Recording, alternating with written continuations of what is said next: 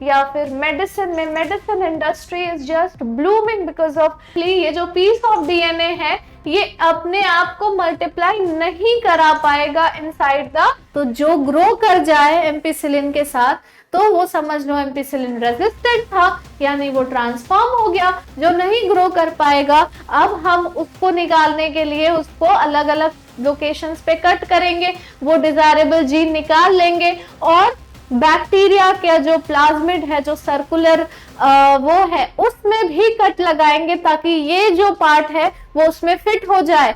Hello my dear students, welcome to science and fun class 12। कैसे हो मेरे प्यारे प्यारे चुनु मुनूस।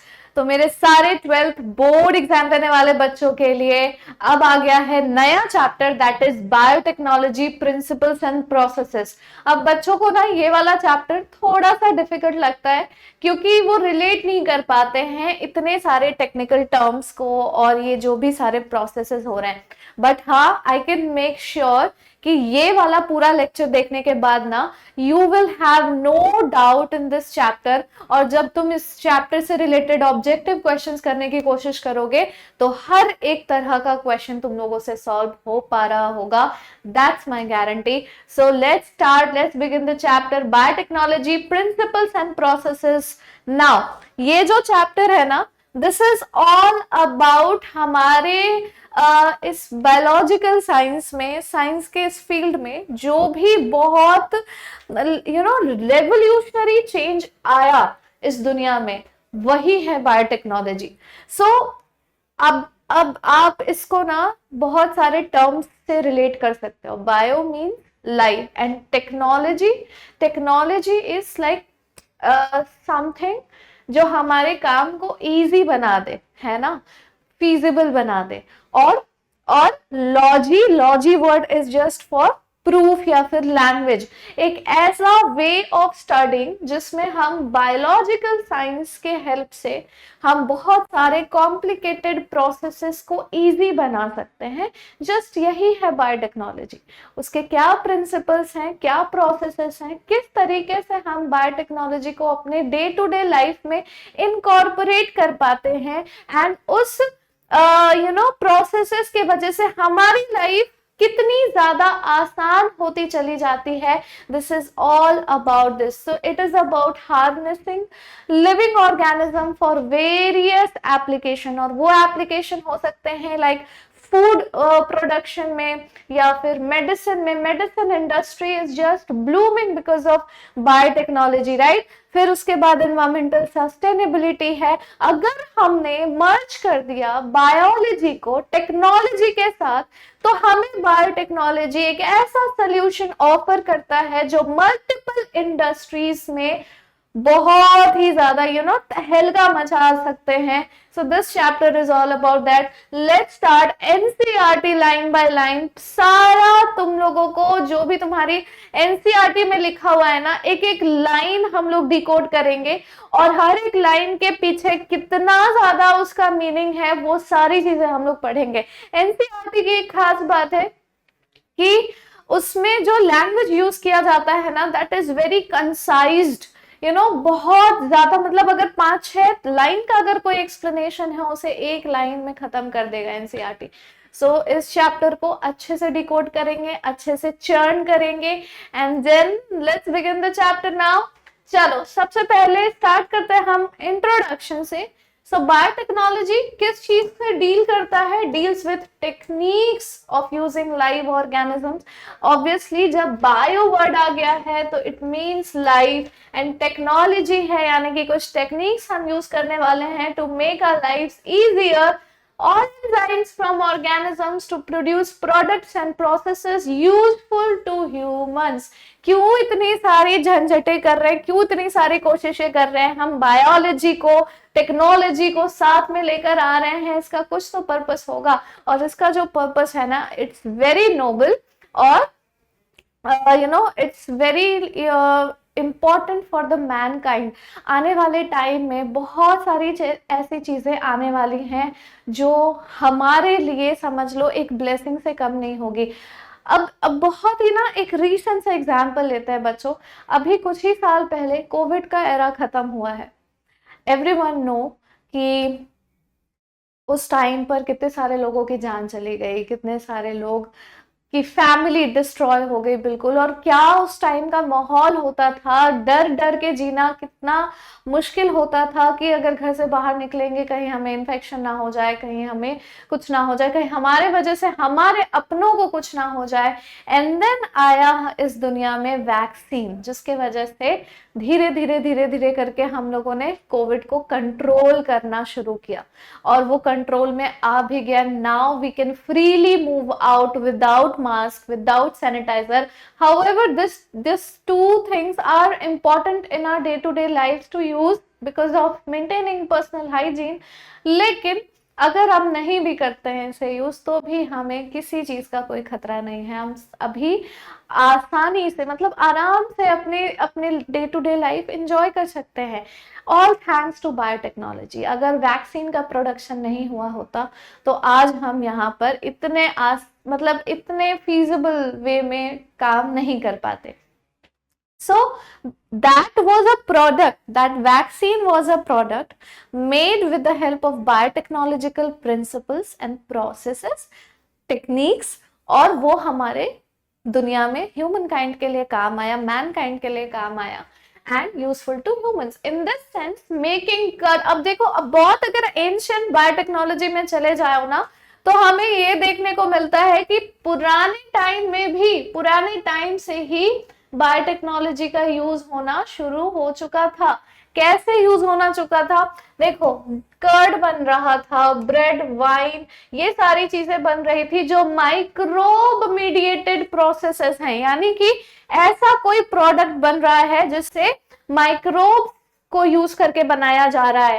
एंड पहले के टाइम पे how were they so intelligent to know कि अगर इस तरीके से हम इस प्रोसेस से इस पर्टिकुलर प्रोडक्ट को बनाएंगे, then that will be useful to us. So it was, you know, it started since the beginning, but हमने realize नहीं किया शुरुआत में। So could also be thought as a form of biotechnology. However, it is used in a restricted sense today to refer to such of those processes which use genetically modified organisms to achieve the same on a larger scale. तो जिस तरीके से ancient time में biotechnology का use हम curd, bread, wine, beer, ये सब बनाने के लिए यूज करते थे, आज उसी बायोटेक्नोलॉजिकल प्रोसेसेस को हम थोड़ा सा रिस्ट्रिक्टेड एनवायरनमेंट में लार्ज स्केल प्रोडक्शन के लिए यूज करते हैं to make more such things जो ज्यादा हमारे लिए बेनिफिशियल एंड यूजफुल होगी। So further, many other processes or techniques are also included under biotechnology. For example, in vitro fertilization, IVF। बहुत सारे लोग पहले के टाइम पे ना जो इनफर्टाइल कपल्स होते थे, बहुत ज्यादा स्टिग्मा था उनके ऊपर, बहुत ज्यादा उनको एक सोशल टैबू की तरह इस चीज को देखा जाता था, and they used to get bullied by the relatives, by the society, and it caused unhealthy environment for those couples also। उनके mental health, उनके physical mental well-being में बहुत ज्यादा असर पड़ता था। But thanks to biotechnology, in vitro fertilization यानी कि IVF टेक्नोलॉजी के आने से a lot of couples was blessed with a child and their family is just being happy। और ये मतलब समझ लो कि एक तरह से it is kind of blessing only for those people जिनके लिए इट वाज अ ड्रीम। तो leading to test tube baby, synthesizing a gene and using it, developing a DNA vaccine or correcting a defective gene, all are part of biotechnology। ADA deficiency के लिए gene therapy को use किया जाता है। Gene therapy बहुत सारे genetical disorders को ठीक कर सकते हैं। अब ये जीन थेरेपी होगा कैसे? It requires a particular gene to get corrected, और ये पूरा का पूरा प्रोसेस ही बायोटेक्नोलॉजी का प्रोसेस है। सो ये पूरा field it is so blooming field nowadays. मैं सारे बच्चों से यही कहना चाहूंगी कि जो भी बच्चे क्लास 12 के बाद नीट का एग्जाम नहीं देना चाहते या मेडिकल फील्ड में नहीं जाना चाहते, उनको कुछ और एक्सप्लोर करना है बायोलॉजिकल साइंसेज में, go for biotechnology. It is one of the most blooming industries in today's world. सबसे ज्यादा प्रॉफिटेबल, और आने वाले टाइम में और ज्यादा ये बूम करेगा, बिकॉज अगर हम मान लो मेडिसिन सेक्टर की बात करें, तो हेल्थ केयर सेक्टर्स में ना लोगों की बीमारियां खत्म तो कभी नहीं होने वाली है, और नई नई अलग अलग तरह की बीमारियां और ज्यादा होती रहती है, आती रहती है, नहीं ना, इजाद होती रहती है।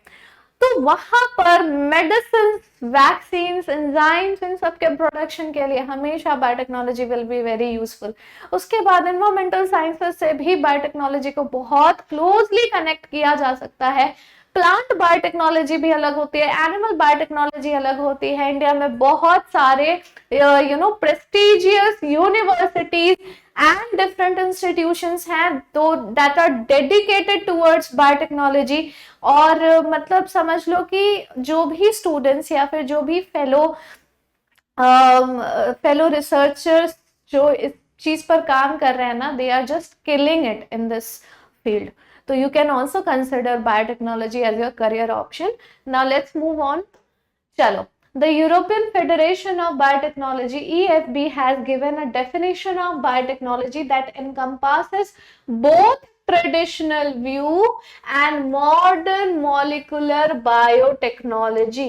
Modern molecular biotechnology. तो यूरोपियन फेडरेशन ऑफ बायोटेक्नोलॉजी ने बायोटेक्नोलॉजी की डेफिनेशन इस तरीके से बताई है कि ये ट्रेडिशनल और मॉडर्न मॉलिक्यूलर बायोटेक्नोलॉजी दोनों का एक इंटीग्रेशन है, दोनों को जोड़कर ही हम इसमें आगे बढ़ सकते हैं, दोनों को जोड़ के ही हम इसमें आगे बढ़ सकते हैं। The integration of natural science and organism, cells, parts thereof and molecular analogs for products and services. Basically इतनी सारी मेहनत, इतना सारा जद्दोजहद क्यों किया जा रहा है? बायो और टेक्नोलॉजी, लाइफ साइंसेस और टेक्नोलॉजी को जोड़ा जा रहा है, मर्ज किया जा रहा है, इंटीग्रेट किया जा रहा है, सो दैट हम लिविंग ऑर्गेनिजम्स के ही हेल्प से बाकी के लिविंग ऑर्गेनिजम्स की लाइफ को और ज्यादा बेटर बना सके बाय प्रोड्यूसिंग प्रोडक्ट्स और गिविंग सर्विसेज अकॉर्डिंगली, राइट? चलो, among many the two core techniques that enable birth of modern biotechnology जो है ना, ये दो पार्ट में डिवाइड हो जाती है। एक होता है जेनेटिक इंजीनियरिंग और एक होता है bio process engineering. Genetic word में जीन आ रहा है ना, तो बस समझ जाओ इंजीनियरिंग क्या है। इट इज बेसिकली तोड़ना, जोड़ना एंड उस चीज को मतलब मॉडिफाई करना। Modification is engineering. किसी चीज को बनाना इज इंजीनियरिंग। किसी चीज को मतलब किसी जंक को यूटिलाइज करना in a better way is engineering. So the technique to alter the chemistry of genetic material DNA and RNA is genetic engineering, to introduce these into host organism and thus change the phenotype of the host organism. You already know, you have learned in genetics or principles of inheritance and variation. तुम लोगों ने molecular basis of inheritance इन सब में, इन दोनों chapters में पढ़ा है कि जीन में थोड़ा सा भी चेंज आ जाता है तो वो पूरे फिनोटाइप को ऑल्टर कर सकता है। यू नो दैट, है ना? Chromosomal disorders, Mendelian disorders you have studied and you know very well कि जीन का कितना बड़ा इंपॉर्टेंस है मतलब एक पर्सन के पूरे फिनोटाइपिक कैरेक्टर में। तो क्या हो, अगर किसी भी ऑर्गेनिज्म का अगर फिनोटाइपिक कैरेक्टर चेंज करना है फॉर द बेटर, तो क्या हम उसके जीन को फॉर द बेटर कॉज हम उसे मैनिपुलेट कर सकते हैं, ऑल्टर कर सकते हैं। और इसके लिए हमें उसके जेनोमिक लेवल पर जाना होगा, यानी कि उसके जेनेटिक मटेरियल के लेवल तक जाना होगा, उसके डीएनए आरएनए में चेंजेस करने होंगे ताकि वो जब आपस में रेप्लिकेट होंगे, मतलब बहुत सारे उसकी कॉपीज बनेगी, तो पर्टिकुलरली वो सारे सेल्स भी क्या होंगे, मॉडिफाइड हो चुके होंगे, मतलब इवेंचुअली उस पूरे ऑर्गेनिज्म का फिनोटाइप धीरे धीरे चेंज हो जाएगा, या फिर उसकी अगली जनरेशन में फिनोटाइप हम चेंज करा सकते हैं। So this is one of the greatest techniques to modify and introduce useful organism in this world, ताकि वो कुछ और ज्यादा अच्छे प्रोडक्ट्स एंड सर्विसेज हमें प्रोवाइड कर सके। फिर आ जाता है bio process engineering, maintenance of sterile microbial contamination free ambience. का मतलब क्या हो गया बेटा? स्टेराइल मतलब होता है कि मान लो कोई भी लैबोरेटरी है जहां पर ये पर्टिकुलर ये बायोटेक्नोलॉजिकल प्रोसेस चल रहा है, कोई भी प्रोसेस चल रहा है, कोई भी एक्सपेरिमेंट चल रहा है, या कोई भी किसी भी तरह का काम चल रहा है लेबोरेटरी में, अब वहां के एम्बियंस को ना पूरी तरह से स्टेराइल होना पड़ेगा, यानी कि माइक्रोब फ्री, किसी भी तरह के माइक्रो ऑर्गेनिज्म की एंट्री नहीं हो सकती, ऐसा एनवायरनमेंट क्रिएट करना पड़ेगा। पूरी तरह से सैनिटाइज्ड वो कमरा होना चाहिए, ताकि सिर्फ और सिर्फ जो डिजायर्ड माइक्रोब है, जो हमें चाहिए, जिसका हमें काम है, जिससे हमें कोई ऐसा प्रोडक्ट या सर्विस क्रिएट करना है, सिर्फ वही ऑर्गेनिज्म, वही माइक्रो ऑर्गेनिज्म उस पूरे लैबोरेटरी में प्रेजेंट रहे, वो भी वहां पर जहां पर उसके साथ उसके कोई किसी तरह की इंजीनियरिंग की जा रही है, ओनली दैट, बाकी कहीं पर भी नहीं। तो कंटामिनेशन फ्री जो एनवायरनमेंट होता है, जो एम्बियंस होता है, उसे हम स्टेराइल एनवायरनमेंट कहते हैं। केमिकल इंजीनियरिंग प्रोसेसेस में to enable growth of only the desired microbe या eukaryotic cell in large quantities for the manufacture of biotechnological products, जैसे कि antibiotics, vaccines, enzymes etcetera. Vaccine का तो एग्जाम्पल मैंने तुम लोगों को दे ही दिया। कोविड के अलावा भी बहुत सारे वैक्सीन है, जो छोटे बच्चों को 6 महीने से लेकर 2 साल 3 साल तक के बच्चों को भी बहुत सारे अलग अलग बीमारियों के वैक्सीन दिए जाते हैं, ताकि आगे चलकर in near future they can not encounter those diseases, right. ये हो गए वैक्सीन की बात। उसके बाद कुछ ऐसे एंजाइम्स का प्रोडक्शन करना, ताकि वो बायोलॉजिकल ऑर्गेनिजम्स के अंदर, एंजाइम का काम क्या होता है, enzyme is just a catalyst to increase the rate of reaction, और वो रेट ऑफ रिएक्शन कुछ भी हो सकता है। अगर हम बायोलॉजिकल ऑर्गेनिजम्स की बात करें तो metabolism is just chemical reaction, है ना।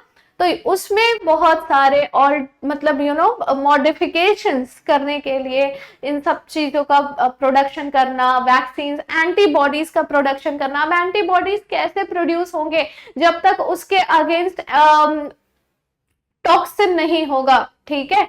तो टॉक्सिन के अगेंस्ट ही एंटीबॉडीज का प्रोडक्शन हो सकता है। वो टॉक्सिन कहां से आएगी, वो उस पर्टिकुलर माइक्रोब से आएगी, या वायरस से आएगा, बैक्टीरिया से आएगा, फिर उसके अगेंस्ट हम एंटीबॉडीज प्रिपेयर करेंगे। ताकि फॉर एग्जांपल अब जैसे कि टेटनस का वैक्सीन है, ठीक है, टेटनस का वैक्सीन क्या, टेटनस का जब इंजेक्शन दिया जाता है तो those are prepared antibodies, those are prepared antibodies, मतलब कि जो टेटनस कॉज करने वाला बैक्टीरिया है क्लोस्ट्रीडियम टेटानी, अब उसी को एक्सपोज करके जब उसके अगेंस्ट एंटीबॉडीज का प्रोडक्शन होता है, उस एंटीबॉडीज के प्रिपरेशन को हम इंजेक्ट करा देते हैं सीधा सीधा पेशेंट की बॉडी में, ताकि अगर मान लो उसे टेटनस हो गया है ना, उसकी जान को खतरा है, तो उसे तुरंत सही किया जाए, रिकवर कराया जा सके। स्नेक वेनम के केस में आप लोगों ने पढ़ा होगा human health and diseases chapter के अंदर, स्नेक वेनम के केस में पैसिव इम्यूनिटी दी जाती है in the form of prepared antitoxin या फिर एंटीबॉडीज, राइट। तो ये सारी चीजें हैं जिसके लिए बायो प्रोसेस इंजीनियरिंग काम आता है। So now you probably appreciate the advantage of sexual reproduction over asexual reproduction. Obviously, we always appreciate the advantage of sexual reproduction because it causes variation. The former provides opportunity for variation and formulation of unique combination of genetic setup, some of which may be beneficial to the organism as well as the population. तो unique combination और variation provide करता है sexual reproduction, some of which may be beneficial, कुछ beneficial भी हो सकते हैं, कुछ नहीं भी हो सकते हैं, but let's talk in the positive sense. Asexual reproduction की बात करें अगर, तो वो सिर्फ और सिर्फ जेनेटिक इंफॉर्मेशन को प्रिजर्व करता है और सेक्सुअल रिप्रोडक्शन वेरिएशन को परमिट करता है। जो ट्रेडिशनल हाइब्रिडाइजेशन प्रोसीजर यूज किया जाता था प्लांट और एनिमल ब्रीडिंग में, वो लीड करता था to inclusion and multiplication of undesirable genes along with the desired genes. तो पहले के टाइम पर ट्रेडिशनल जो टेक्निक्स होती थी हाइब्रिडाइज कराने की ऑर्गेनिजम्स को, उसमें जो हाइब्रिडाइज्ड ऑर्गेनिजम्स बनते थे उनमें उनके पेरेंट्स के डिजायरेबल जीन्स भी आ जाते थे, अनडिजायरेबल भी आ जाते थे। So it was not fully satisfactory result for the scientist. The techniques of genetic engineering जो इंक्लूड करता है क्रिएशन ऑफ रिकॉम्बिनेंट डीएनए। यहाँ पर एक बहुत इंपॉर्टेंट टर्म आ गया है बच्चों रिकॉम्बिनेंट डीएनए का। इट्स मतलब ये पूरे चैप्टर में तुम लोग रिकॉम्बिनेंट डीएनए के बारे में ही पढ़ रहे होगे।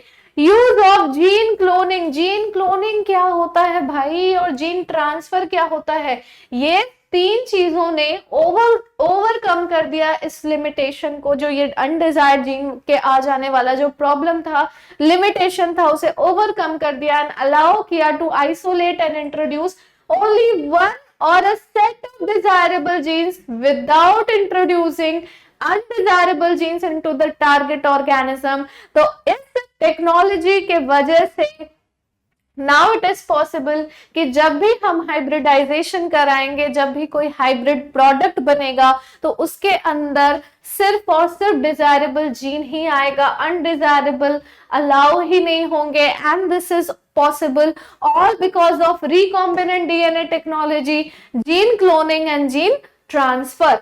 Let's move ahead now. Do you know the likely fate of a piece of DNA which is somehow transferred to an alien organism? अब अगर कोई DNA है, एक alien DNA यानी isolated DNA, उसे किसी दूसरे ऑर्गेनिज्म में इनकॉर्पोरेट कर दिया गया, ट्रांसफर कर दिया गया, तो मोस्ट लाइकली ये जो पीस ऑफ डीएनए है ये अपने आप को मल्टीप्लाई नहीं करा पाएगा इनसाइड द होस्ट सेल, ठीक है, in the progeny cells of the organism. लेकिन अगर उसे इंटीग्रेट करा दिया जाए into the genome of recipient, जिसके जो होस्ट सेल है जिसके अंदर इस डीएनए को डाला जा रहा है, उसी के जीनोम के साथ अगर इसको इनकॉर्पोरेट कर दें तो ये मल्टीप्लाई भी कर सकता है और आने वाले जेनरेशंस को भी इनहेरिट करा सकता है अपना DNA. So this is because the alien piece of DNA has become a part of chromosome. अब वो उसके साथ जुड़ा हुआ है। अब होस्ट सेल के पास कोई ऑप्शन नहीं है other than doing this, other than replicating itself. और फाइनली जो डिजायरेबल डीएनए गया है वो भी साथ में रेप्लिकेट होगा अगर हमने उसको उसी होस्ट के जीनोम के साथ इनकॉर्पोरेट कर दिया तो, which has the ability to replicate.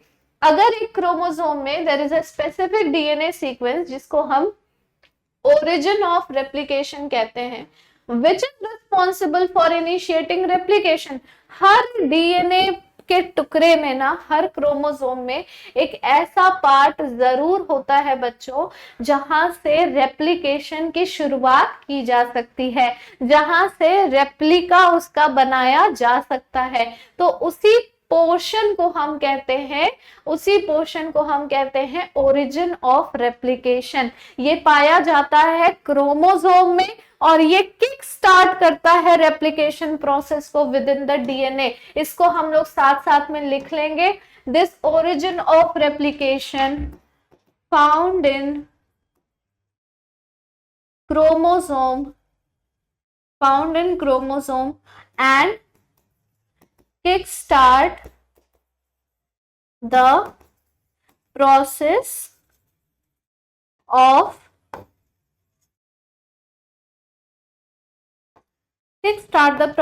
replication done। So this is responsible for initiating replication। समझ में आ गया तुम लोगों को? आई होप आ ही गया होगा बेटा। Therefore, मल्टीप्लीकेशन करने के लिए, किसी भी एलियन पीस ऑफ डीएनए की मल्टीप्लीकेशन करने के लिए it needs to be the part of chromosome. इसको उस क्रोमोसोम का पार्ट होना ही होगा, ठीक है, विथ अ स्पेसिफिक सीक्वेंस, एक स्पेसिफिक सीक्वेंस के साथ, जिसे हम ओरिजिन ऑफ रेप्लिकेशन कहते हैं। तो अगर किसी भी डीएनए के एलियन पीस को अगर दूसरे ऑर्गेनिज्म के जीनोम का पार्ट बनना है तो उसको क्या करना पड़ेगा? उस होस्ट के जीनोम के क्रोमोसोम का एक हिस्सा बनना पड़ेगा विथ अ सीक्वेंस, और उस सीक्वेंस को हम ओरिजिन ऑफ रेप्लिकेशन कहेंगे। तभी जाके एक एलियन डीएनए लिंक हो सकता है ओरिजिन ऑफ रेप्लिकेशन में, so that this alien piece of DNA can replicate और खुद को मल्टीप्लाई कर पाए इन द होस्ट ऑर्गेनिज्म। इसी को हम क्लोनिंग कहते हैं बच्चों, इसी को हम जीन क्लोनिंग कहते हैं या फिर to make multiple identical copies of any template DNA. What is template DNA? जिससे जो मतलब इनकॉर्पोरेट हुआ है होस्ट के डीएनए में, जिसको इंट्रोड्यूस कराया गया है उस नए ऑर्गेनिज्म में, जो वो एलियन पीस ऑफ डीएनए था with the sequence of origin of replication, वही है टेम्पलेट डीएनए बच्चों, वही है टेम्पलेट डीएनए। ठीक है, तो डीएनए रेप्लिकेशन का जो ओरिजिन है ना, वो ऐसा रीजन होता है जहां से डीएनए की मल्टीप्लिकेशन की शुरुआत होती है, और वो प्री रेप्लिकेशन कॉम्प्लेक्स रीजन का पार्ट होता है, और वहां पे एक प्रोटीन भी होती है बाइंडिंग और रिकॉग्निशन करने के लिए, जो भी हम लोग आगे पढ़ने वाले हैं। So let's move ahead. Let us now focus on the first instance of the construction of an artificial recombinant DNA molecule. तो सबसे पहले कैसे आर्टिफिशियल रिकॉम्बिनेंट डीएनए मॉलिक्यूल का कंस्ट्रक्शन हुआ, इसके बारे में पढ़ेंगे। जो कंस्ट्रक्शन हुआ पहला रिकॉम्बिनेंट डीएनए का, वो इमर्ज करता है from the possibility of linking gene जो एनकोड कर रहा था एंटीबायोटिक रेजिस्टेंस को विद अ नेटिव प्लाज्मिड। और वो प्लाज्मिड क्या होता है? Plasmid is extra chromosomal material found in the bacterial cell. What is plasmid? Extra chromosomal material found in the bacterial cell. ठीक है, तो उस प्लाज्मिड के साथ लिंक किया गया इस जीन को, और इस प्लाज्मिड की बहुत खास बात होती है कि ये ऑटोनोमसली रेप्लिकेटिंग होता है, सर्कुलर होता है, एक्स्ट्रा क्रोमोसोमल डीएनए होता है, तो बैक्टीरिया को कुछ खास फर्क भी नहीं पड़ेगा और उसके प्लाज्मिड से एक अच्छा काम भी हो जाएगा। ठीक है, साल्मोनेला टाइफीम्यूरियम नाम के बैक्टीरिया को यूज करते हैं हम ये काम करने के लिए। कोहेन और हर्बर्ट बोयर ने अकम्प्लिश किया था इसे 1972 में by isolating antibiotic resistant gene by cutting out a piece of DNA from plasmid which was responsible for conferring antibiotic resistance. The cutting of DNA at specific location became possible with the discovery of the so-called, आगे हम पढ़ेंगे, पहले ये वाला जो slide है मैं तुम्हें अच्छे से समझा देती हूँ। सबसे पहले जो शुरुआत हुई रिकॉम्बिनेंट डीएनए टेक्नोलॉजी की, या फिर हम ऐसा कह सकते हैं कि कैसे कंस्ट्रक्शन हुआ पहला रिकॉम्बिनेंट डीएनए का, ये हम जानना शुरू कर रहे हैं। तो स्टैनले कोहेन और हर्बर्ट बोयर यानी कोहेन एंड बोयर ने क्या किया, साल्मोनेला टाइफीम्यूरियम नाम के बैक्टीरिया में से जो प्लाज्मिड है, यानी कि वो क्या है, सर्कुलर एक्स्ट्रा क्रोमोसोमल मटेरियल है, यानी वो अलग है और उसका जो डीएनए या आरएनए जो भी है वो अलग है, उसका जीनोम अलग है। तो उसके प्लाज्मिड में ना एक जीन पाई गई जो जीन इनकोड करती है एंटीबायोटिक रेजिस्टेंस के लिए। एंटीबायोटिक रेजिस्टेंस का क्या मतलब होता है? हम एंटीबायोटिक दवाई क्यों खाते हैं? ताकि हमारी बॉडी में जो भी बैक्टीरियल डिजीज है, बैक्टीरियल इन्फेक्शन है, वो सब खत्म हो जाए। कैसे खत्म होगा? बैक्टीरियाज को किल करके। तो एंटीबायोटिक्स का काम होता है बैक्टीरियाज को किल करना। तो एंटीबायोटिक रेजिस्टेंट जीन जो होगा वो उस जीन की वजह से उस बैक्टीरियल सेल में ऐसी फिनोटाइप और जीनोटाइप क्रिएट होगी जिससे उसको किसी भी एंटीबायोटिक का कोई असर नहीं होगा। तो ये वाला जीन को हमने मान लो एक स्पेसिफिक टारगेट जीन मान लिया कि भाई एंटीबायोटिक रेजिस्टेंट जीन हमको चाहिए। तो हम क्या कर रहे हैं, मतलब हर्बर्ट एंड बोयर क्या कर रहे हैं, हर्बर्ट बोयर कह रहे, कोहेन एंड बोयर क्या कह रहे हैं कि हम साल्मोनेला टाइफीम्यूरियम बैक्टीरिया के अंदर से उस प्लाज्मिड को निकालेंगे और उस प्लाज्मिड में छोटे छोटे कट्स लगाएंगे और उस जीन को एक्सट्रैक्ट करेंगे जो जीन हमको चाहिए, जो डिजायरेबल जीन है। और डिजायरेबल जीन कौन सा है? एंटीबायोटिक रेजिस्टेंट कोड किया हुआ जो जीन है वो है डिजायरेबल जीन। अब यहाँ पे जो लिखा है ना कि ये पॉसिबल तभी हो पाया with the discovery of so-called molecular scissor, जिसको restriction enzyme भी बोलते हैं बच्चों। one of the most important thing over here। जल्दी से इसमें ध्यान लगाओ, बहुत सारा ध्यान चाहिए मुझे तुम लोगों का, अटेंशन भर भर के चाहिए मुझे इस क्लास में तुम लोगों की। तो ये एक ऐसा एंजाइम होता है जो कुछ पर्टिकुलर लोकेशंस पे प्लाज्मिड या फिर किसी भी क्रोमोसोम के पर्टिकुलर लोकेशन पे कट लगाता है ताकि उसमें से डीएनए का पीस निकाल दिया जा सके। और इसीलिए हम इसे मॉलिक्यूलर सिजर भी बोलते हैं। काटने के काम आता है बच्चों, काटने के, समझ में आ रहा है तुम्हें?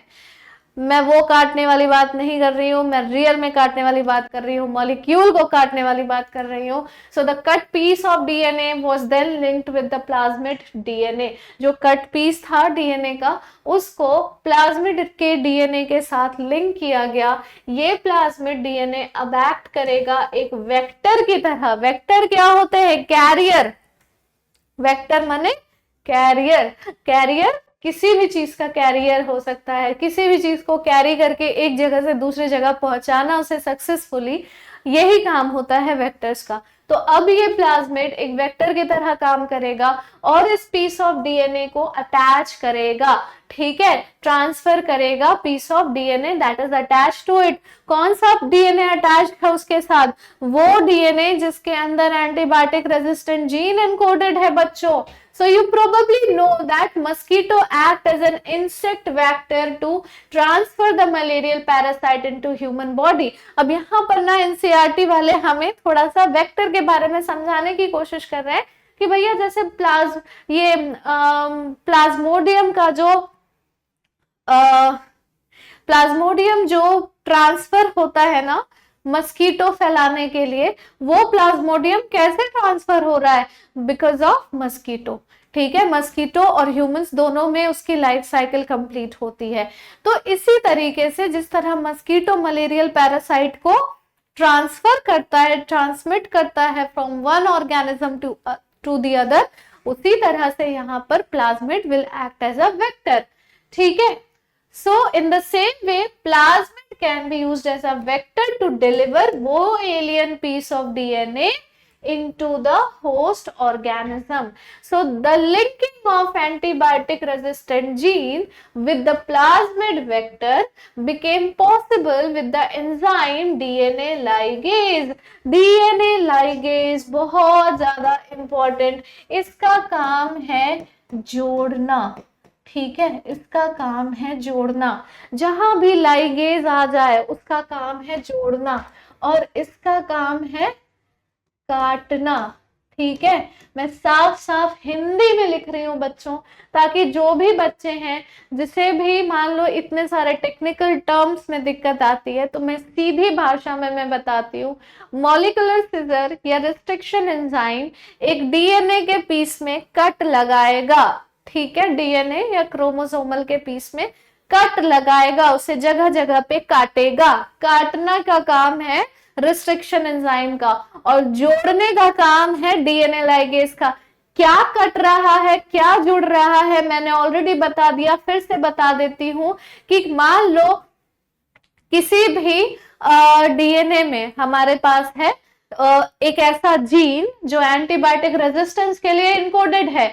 अब हम उसको निकालने के लिए उसको अलग अलग लोकेशंस पे कट करेंगे, वो डिजायरेबल जीन निकाल लेंगे और बैक्टीरिया का जो प्लाज्मिड है, जो सर्कुलर वो है, उसमें भी कट लगाएंगे ताकि ये जो पार्ट है वो उसमें फिट हो जाए। अब उसमें भी कट लगाया, उसके एक पार्ट को हटा दिया, रिमूव कर दिया और इस वाले पीस ऑफ डीएनए को उसमें जोड़ दिया, उस सर्कुलर प्लाज्मिड में जोड़ दिया, लिंक कर दिया, मर्ज कर दिया, इंटीग्रेट कर दिया। वो जोड़ने का काम है डीएनए लाइगेज का और अब जाके वो प्लाज्मिड बन चुका है एक रिकॉम्बिनेंट डीएनए और अब वो प्लाज्मिड एक वेक्टर की तरह काम करेगा। वही प्लाज्मिड जब किसी दूसरे होस्ट ऑर्गेनिज्म के सेल में इनकॉर्पोरेट हो जाएगा तो क्या होगी, उस ऑर्गेनिज्म की फिनोटाइप चेंज हो जाएगी, ठीक है। Which acts on the cut DNA molecule, किस पे एक्ट करेगा DNA ligase? Cut DNA molecule पर, और उसे दोनों एंड से जोड़ देगा। This will make new combination of circular autonomously replicating DNA और वो क्रिएट होता है इन विट्रो यानी कि लैबोरेटरी कंडीशंस में, इसीलिए हम इसको कहते हैं रिकॉम्बिनेंट डीएनए। फाइनली बच्चों मुबारक हो, रिकॉम्बिनेंट डीएनए बन चुका है।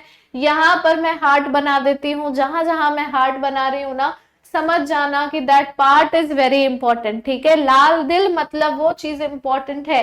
When this DNA is transferred into E coli bacteria, अब इकोलाई भी एक बैक्टीरिया ही है, पहले साल्मोनेला टाइफीम्यूरियम बैक्टीरिया से उस डिजायरेबल जीन को निकाला गया था, लेकिन अब हम उसे ट्रांसफर कर रहे हैं, अब हम उस वेक्टर को, उस पीस ऑफ डीएनए को ट्रांसफर कर रहे हैं ई कोलाई बैक्टीरिया में, जो कि काफी क्लोजली रिलेटेड है साल्मोनेला से, लेकिन it could replicate using the new host DNA polymerase enzyme and make multiple copies. जो ये साल्मोनेला से क्लोज है ना ये बैक्टीरिया ई कोलाई, ये अपने आप को तभी रेप्लिकेट करेगा जब ये नए होस्ट के डीएनए पॉलीमराइज एंजाइम को यूज करेगा। अब डीएनए पॉलीमरेज एंजाइम क्या है बेटा? पॉलीमरेज का मतलब होता है जोड़ के मल्टीप्लाई करना, ठीक है, टू मल्टीप्लाई, मल्टीप्लाई करने वाला एंजाइम पॉलीमरेज, जोड़ने वाला एंजाइम लाइगेज, ठीक है। This is multiplication, this is addition, this is subtraction, done. चलो, and make multiple copies, this ability to multiply copies of antibiotic resistant gene in E coli, इसी को हम cloning of antibiotic resistant gene in E coli कह सकते हैं। अभी तक मुझे लगता है कि सब कुछ हलवा ही रहा है, सब हलवा है और तुम लोग मजे से खा रहे हो। अब देखो ध्यान से, यू कैन हेंस इन्फर कि यहाँ पे 3 बेसिक स्टेप आ जाते हैं जेनेटिकली मॉडिफाइंग ऑर्गेनिज्म में। सबसे पहले कि हमें डीएनए को आइडेंटिफाई करना होगा, जिस डीएनए में हमारा डिजायरेबल जीन है, जो जीन हमारा इंटरेस्ट का है, इसको हम डिजायरेबल जीन को हम जीओआई या फिर जीन ऑफ इंटरेस्ट भी बोल सकते हैं, ठीक है। फिर हम उस पर्टिकुलर जीन को या फिर उस डीएनए को जिसके अंदर वो डिजायरेबल जीन है, उसे इंट्रोड्यूस करेंगे हम आइडेंटिफाइड डीएनए में इनटू द होस्ट, ठीक है। मतलब उस आइडेंटिफाइड डीएनए को हम होस्ट में इंट्रोड्यूस करा देंगे और फिर हम उसकी मेंटेनेंस करेंगे, ट्रांसफर करेंगे डीएनए को उसकी प्रोजेनी में। मेंटेनेंस एंड ट्रांसफर कैसे होगा? जब वो होस्ट के अंदर इनकॉर्पोरेट होगा ना, होस्ट के सेल्स अपने आप उसे मल्टीप्लाई करेंगे और फिर जितनी उसकी प्रोजेनी सेल्स बनेगी उनमें वो डीएनए का जो इंफॉर्मेशन है, वो जीन जो है वो रेप्लिकेट होके वहां पहुंच जाएगा। Now we know from the foregoing discussion that genetic engineering और recombinant DNA technology can be accompanied only, हमारे पास जो की टूल्स है वो होंगे तभी हम ये सब कर सकते हैं। अब हम बात करेंगे उन की टूल्स के बारे में जिसका होना बहुत जरूरी है अगर हमें रिकॉम्बिनेंट डीएनए करवानी है। तो सबसे पहले जो जरूरी है वो है रिस्ट्रिक्शन एंजाइम। जब तक भैया काटने के लिए कुछ नहीं होगा तब तक हम उस डिजायरेबल जीन को नहीं अपने हाथ में ला सकते हैं। फिर हम देखेंगे पॉलीमरेज एंजाइम। पॉलीमरेज एंजाइम का काम है मल्टीप्लिकेशन कराना after it has been inserted inside the host genome. फिर है लाइगेज, मैंने बोला ना जोड़ने का काम करता है। फेविकोल है भैया लाइगेज हमारा, मॉलिक्यूलर फेविकोल हम बोल सकते हैं, मॉलिक्यूलर ग्लू इसका नाम है, दूसरा नाम अभी मुझे याद आया, मैं तुम लोगों को बताने जा रही हूँ। इसे हम मॉलिक्यूलर ग्लू भी कहते हैं बेटा, ठीक है, दिस लाइगेज थिंग, ओके। चलो, वेक्टर बहुत जरूरी है। जब तक कोई एक जगह से दूसरी जगह पहुंचाने के लिए भैया हम लोग पोर्टर वगैरह करवाते हैं ना, जब हमें कोई सामान इधर से उधर करवाना होता है, तो यहाँ वेक्टर बहुत बहुत बहुत जरूरी है। फिर आ जाते हैं हम होस्ट ऑर्गेनिज्म पे। भैया होस्ट ऑर्गेनिज्म नहीं होगा तो उस रिकॉम्बिनेंट डीएनए का हम करेंगे क्या? हमें तो वो उस होस्ट ऑर्गेनिज्म की ही फिनोटाइपिक चेंजेस के लिए ही ये सारी चीजें चाहिए। So let us try to understand some of these in detail. सबसे पहले हम बात करेंगे रिस्ट्रिक्शन एंजाइम्स के बारे में, थोड़ा सा डिटेल पढ़ेंगे हम रिस्ट्रिक्शन एंजाइम्स के बारे में। So in the year 1963 the 2 enzymes जो रिस्पॉन्सिबल थे किसी भी बैक्टीरियोफेज की ग्रोथ को रोकने के लिए, रिस्ट्रिक्ट करने के लिए। बैक्टीरियोफेज क्या होता है? बैक्टीरियोफेज होता है bacteria no, actually bacteriophage is virus that infects bacteria. तो बैक्टीरियोफेज बेसिकली बैक्टीरिया नहीं होते, वो वायरसेस होते हैं। तो दो एंजाइम ऐसे थे जो रिस्पॉन्सिबल थे इस वायरस को के ग्रोथ को रोकने के लिए, और वो एंजाइम ई कोलाई में से आइसोलेट किया गया था। One of these added methyl group to DNA और दूसरा डीएनए को कट करता था। तो जो दूसरा वाला था उसी का नाम हम लोगों ने रेस्ट्रिक्शन एंडोन्यूक्लियेज रख दिया। रेस्ट्रिक्शन का नाम पता, रेस्ट्रिक्शन का मतलब पता है ना।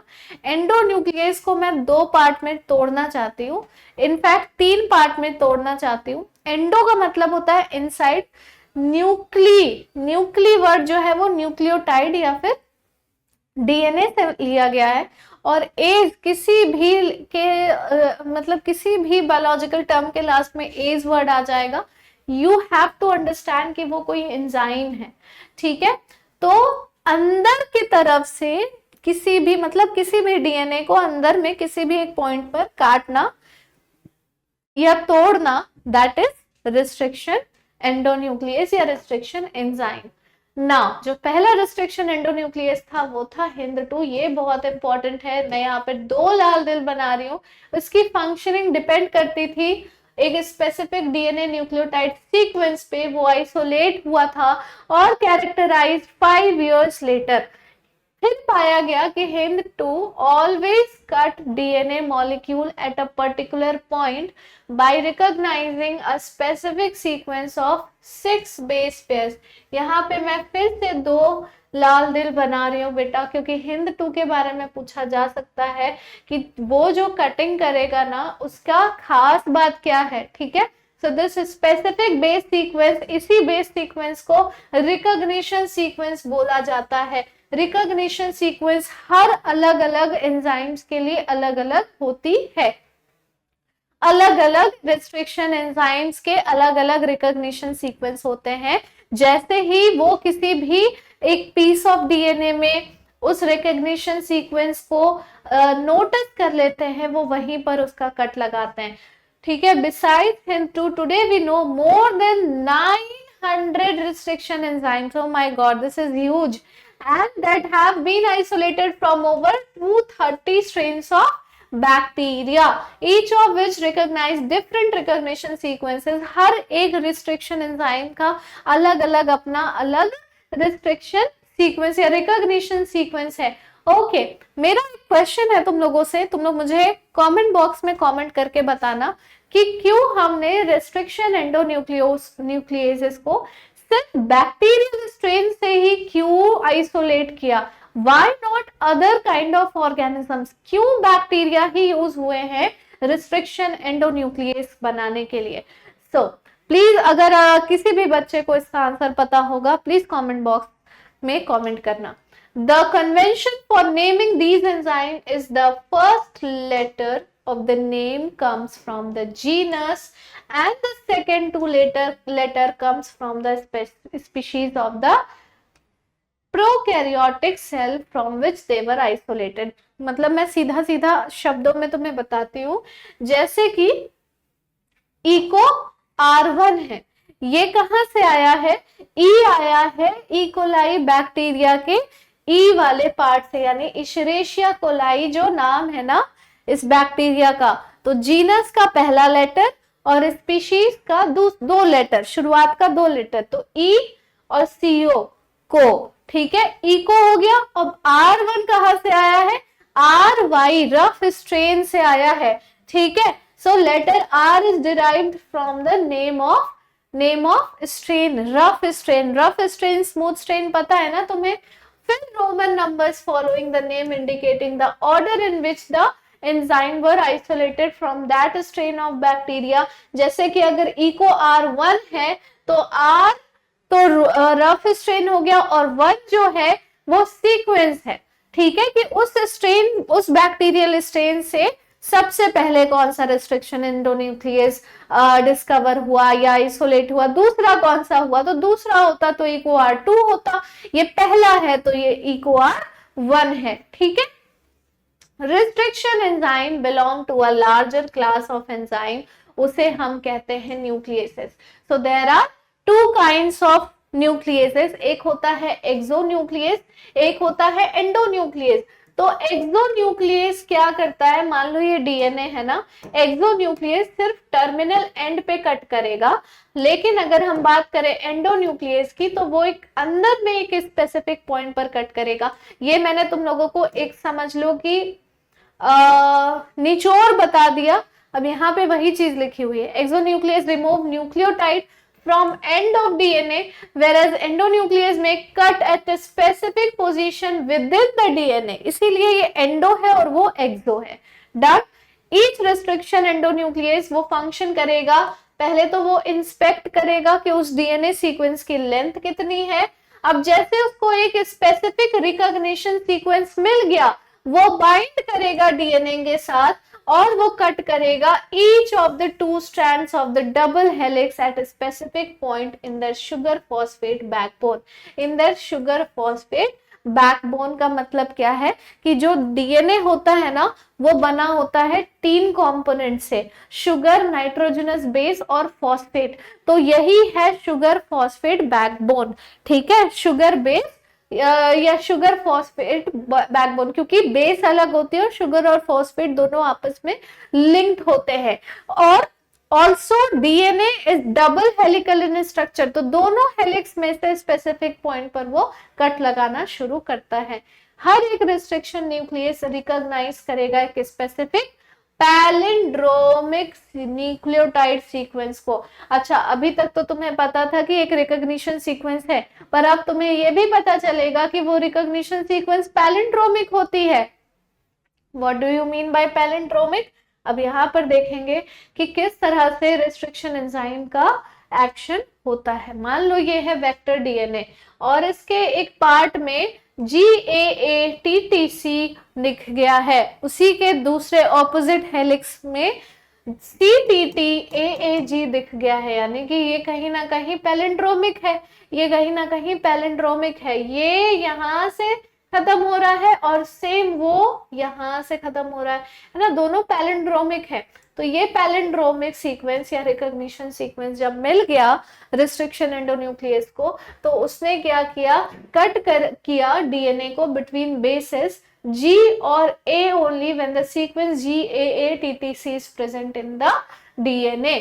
ठीक है, फिर यहाँ पर इस चीज को छोड़ दिया उसने, G और C वाले पार्ट को छोड़ दिया और यहाँ पर कट लगाया और इसको जोड़ दिया इसके साथ, और इसीलिए हम इसे स्टिकी एंड कहते हैं। इसे लास्ट वाले एंड को छोड़ दिया जाता है, लास्ट वाले एंड को छोड़ दिया जाता है, बीच में कट लगाई जाती है और इसीलिए हम इसे स्टिकी एंड कहते हैं। तो जो फ्रैगमेंट है वो स्टिकी एंड पर जुड़ जाएगा और इसी तरह से होगी रिकॉम्बिनेंट डीएनए, इसी तरह से डीएनए का रिकॉम्बिनेशन होगा। व्हाट इज डीएनए का रिकॉम्बिनेशन? डीएनए को वापस से कंबाइन कर दिया गया, रिकंबाइन कर दिया गया। Do you know what palindromes are?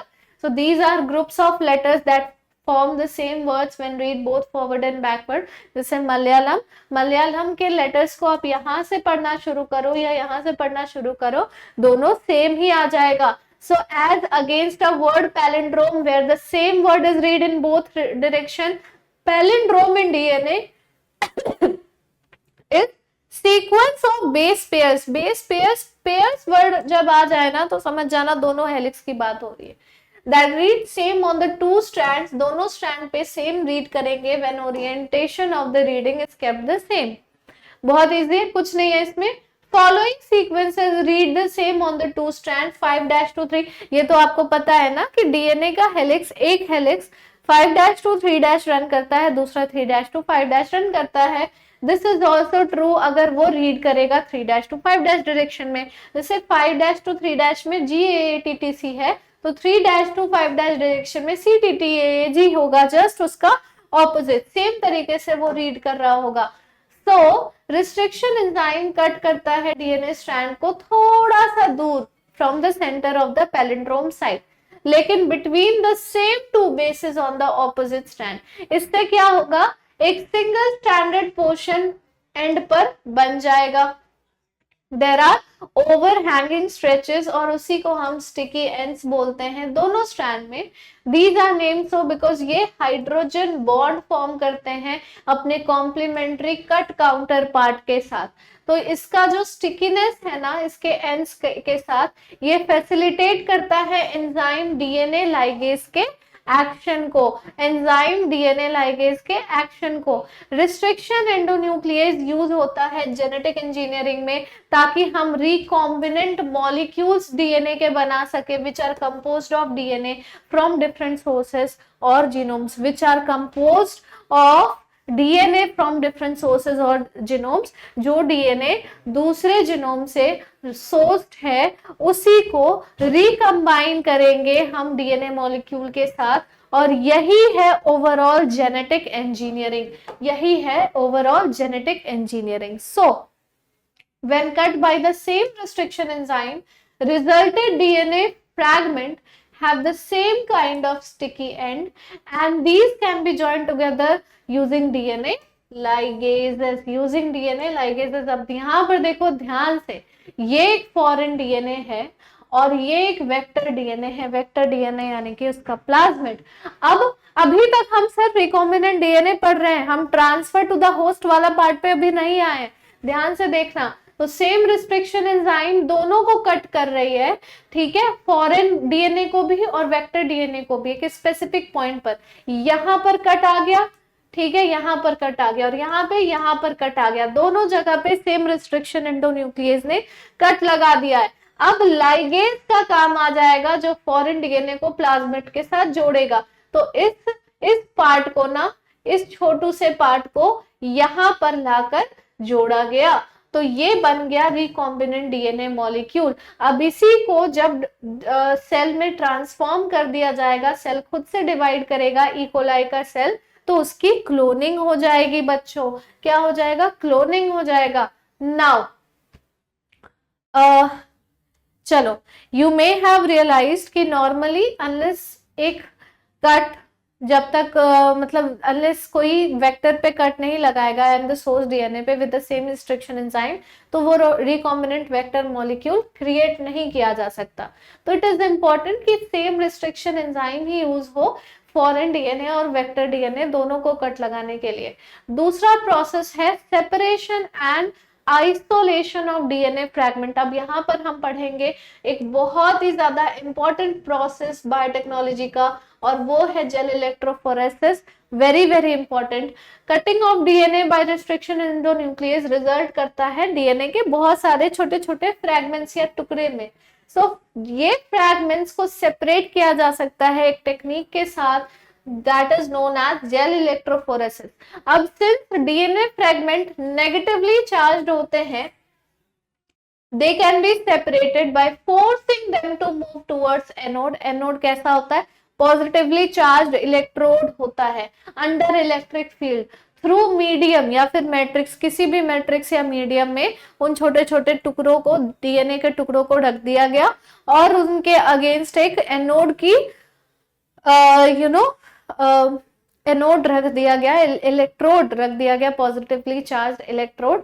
और अब DNA being negatively charged itself वो मूव करेगा टुवर्ड्स एनोड, है ना। Nowadays most commonly used matrix is agarose gel, और इसीलिए हम इसको एगरोस जेल इलेक्ट्रोफोरेसिस भी बोलते हैं। एगरोस इज जस्ट स्टिकी सा मटेरियल जो एक नेचुरल पॉलीमर है, सीवीड से एक्सट्रैक्ट किया गया है। अब डीएनए फ्रैगमेंट सेपरेट होंगे according to the size through sieving effect provided by the agarose gel. अब उस जेल में प्रेजेंट है ना वो सारे डीएनए के छोटे छोटे टुकड़े, तो जिसका वेट सबसे कम होगा वो फास्ट भागेगा, है ना। तो जो सबसे छोटे वाले पीसेस होते हैं, टुकड़े होते हैं, डीएनए के फ्रैगमेंट्स होते हैं, वो सबसे तेजी से सबसे आगे आगे एनोड के टुवर्ड्स मूव करने लगेंगे। So smaller the fragment size the farther it moves. Look at the figure 9.3 and guess at which end of the gel the sample was loaded। देखो यहाँ पर, तो जितना छोटा था ना वो इसके तरफ आ रहा है, तो जरूर यहाँ पर एनोड होगा। कहाँ एनोड होगा? उस तरफ। ठीक है, this is the well, largest पीछे है, स्मॉलेस्ट उधर है, ये डीएनए के बैंड्स हैं। तो यही है एक टिपिकल एगरोस जेल इलेक्ट्रोफोरेसिस, जो माइग्रेशन अनडाइजेस्टेड और digested set of DNA fragment का शो कर रहा है। So the separated DNA fragment can be visualized after staining the DNA with a compound known as ethidium bromide. Ethidium bromide से उन DNA को stand करके जब हम यूवी लाइट में, यूवी रेडिएशन में उसे एक्सपोज किया जाएगा, तभी हम उसे देख पाएंगे। Cannot see pure DNA fragment in the visible light and without staining, क्योंकि प्योर डीएनए को नहीं देखा जा सकता है ऐसे।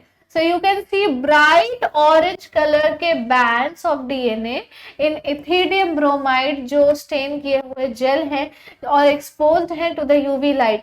The separated bands of DNA are cut out from the agarose gel और उसको extract किया जाता है जेल पीस से। इस स्टेप को हम कहते हैं इल्यूशन, इसे हम कहते हैं इल्यूशन। एल्यूशन मतलब जब एगरोस जेल से उन सारे छोटे छोटे फ्रेगमेंट्स ऑफ डीएनए को हटाया जाता है, एक्सट्रैक्ट किया जाता है। डीएनए फ्रैगमेंट प्यूरिफाई होते हैं इस तरीके से और इसे यूज किया जा सकता है to construct recombinant DNA by joining them with cloning vectors. चलो अब बात करेंगे कि भैया क्लोनिंग वेक्टर्स फिर क्या है, ये बता दीजिए। तो तुम्हें पता है कि प्लाज्मिड और बैक्टीरियोफेज में ना खुद को रेप्लिकेट करने की एबिलिटी होती है बैक्टीरियल सेल के अंदर। चाहे वो प्लाज्मिड हो, बैक्टीरिया का खुद का ही प्लाज्मिड हो, वो भी खुद को रेप्लिकेट कर सकता है, या बैक्टीरियोफेज भी रेप्लिकेट कर सकता है। ठीक है, because of their high number पर सेल। क्यों? क्योंकि उसका एक सेल में बहुत ज्यादा हाई नंबर होगा। So have very high copy numbers of their genome within the bacterial cell. अब इनका खुद का हाई नंबर पर सेल है, तो ये जब कॉपी करेंगे, ये जब रेप्लिकेट करेंगे, तो इनके जीनोम का भी बहुत हाई कॉपी नंबर बन जाएगा एक बैक्टीरियल सेल के अंदर। तो सम प्लाज्मिड्स में हैव ओनली 1 or 2 कॉपीज पर सेल, जबकि दूसरे में लगभग 15 से 100 कॉपी पर सेल तक भी बन सकता है। ये नंबर्स और हाई जा सकते हैं if we are able to link an alien piece of DNA with bacteriophage या प्लाज्मिड डीएनए। हम मल्टीप्लाई कर सकते हैं इस नंबर को equal to the copy number of the plasmid या बैक्टीरियोफेज। सो वेक्टर्स को एट प्रेजेंट यूज किया जाएगा, आर इंजीनियर्ड इन सच अ वे कि वो हेल्प कर सके in easy linking of foreign DNA और selection of recombinant from non recombinant. अब रिकॉम्बिनेंट और नॉन रिकॉम्बिनेंट क्या है भैया? रिकॉम्बिनेंट तो अभी तक हमें समझ में आ रहा था, but what is this all about non recombinant? ये क्या चीज है? ये क्या चीज है? तो यहाँ पर जो फॉलोइंग फीचर्स हैं ये रिक्वायर्ड होते हैं क्लोनिंग करने के लिए एक वेक्टर में। सबसे पहला चाहिए हमको origin of replication. Origin of replication, this is the sequence जहां से रेप्लिकेशन स्टार्ट होती है। अब देखो हम प्रॉपर हम समझ लो वो फीचर्स, कैरेक्टरिस्टिक्स, प्रोसेस पढ़ रहे हैं। ठीक है, ओरिजिन ऑफ रेप्लिकेशन जरूरी होती है ताकि वहां से रेप्लिकेशन स्टार्ट हो सके और किसी भी डीएनए का पीस जो है वो लिंक हो सके टू द सीक्वेंस और उससे रेप्लिकेट कराया जा सके होस्ट सेल के अंदर।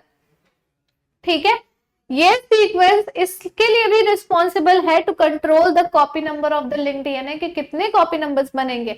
मान लो कोई भी ऐसा होस्ट बैक्टीरियल सेल है जो सिर्फ 15-20 कॉपी बना सकता है, तो वो उतना ही बनाएगा।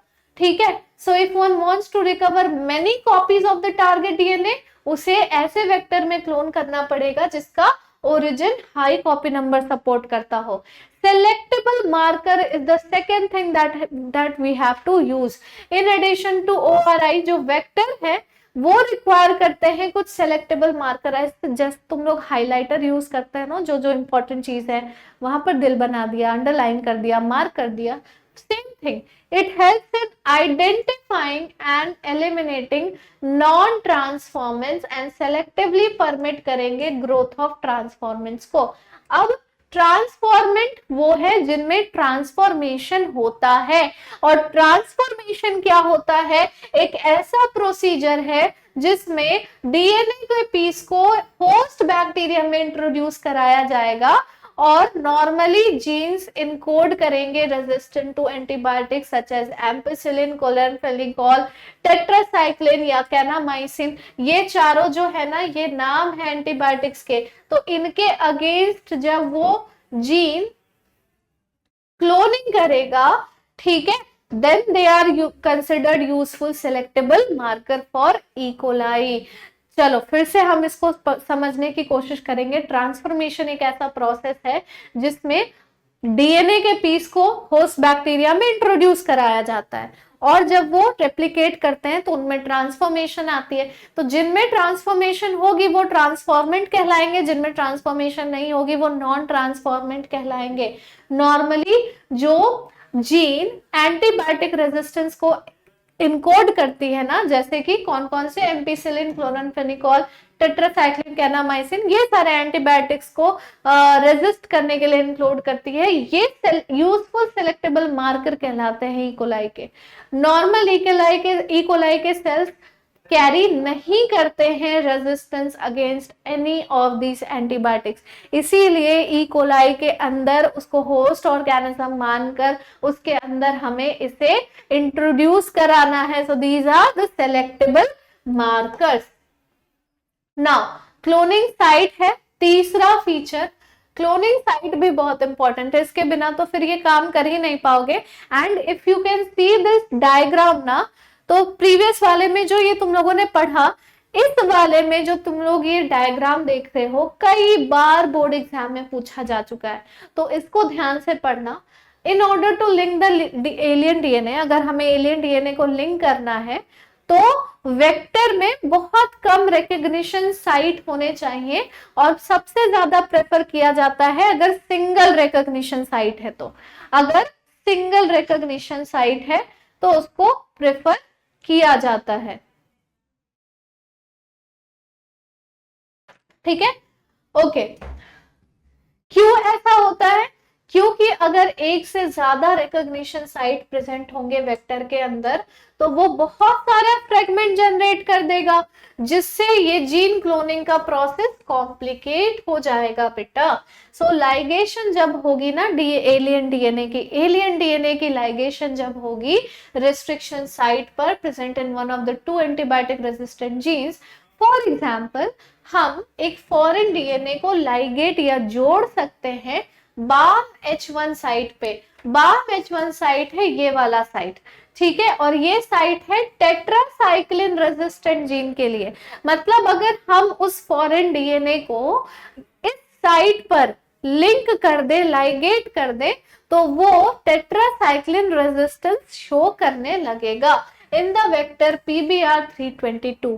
ये एक वेक्टर का नाम है, ये वेक्टर यानी प्लाज्मिड का नाम है, प्लाज्मिड PBR322, ठीक है। रिकॉम्बिनेंट प्लाज्मिड जिसमें रिकॉम्बिनेशन हुई थी वो वाला प्लाज्मिड लूज करेगा टेट्रासाइक्लिन रेजिस्टेंस। क्यों? क्योंकि किसका इंसर्शन हो गया? फॉरेन डीएनए का इंसर्शन हो गया। बट अभी भी वो सिलेक्ट हो सकता है from non recombinant ones by plating the transformants on tetracycline containing medium. By plating the transformants, अगर ट्रांसफॉर्मेंट्स को प्लेट कर दिया जाए टेट्रासाइक्लिन कंटेनिंग मीडियम में यानी एंटीबायोटिक कंटेनिंग मीडियम में, तो उसे सेलेक्ट किया जा सकता है अभी भी, ठीक है। This picture shows E coli cloning vector. E coli को क्लोन करने वाला जो वेक्टर है, प्लाज्मिड है, दैट इज PBR322। ये बहुत सारे रिस्ट्रिक्शन साइट शो कर रहे हैं। एक हो गया बाम H1, ठीक है, फिर हो गया इको R1, हिंद 3 है, ठीक है, साल 1 है, PVU1 है, PST1 है, CLA1 है, ORI एंटीबायोटिक रेजिस्टेंट जीन्स है, ठीक है, AMP और टेट्रासाइक्लिन ये सारे रेजिस्टेंट जीन है। ORI that is origin of replication, ठीक है। ROP कोड करता है उन प्रोटीन के लिए जो प्लाज्मिड के रेप्लिकेशन के लिए रिस्पॉन्सिबल होते हैं, ठीक है, प्लाज्मिड के रेप्लिकेशन के लिए रिस्पॉन्सिबल होते हैं। नाउ यहाँ पे क्या था, टेट्रासाइक्लिन मीडियम, ठीक है।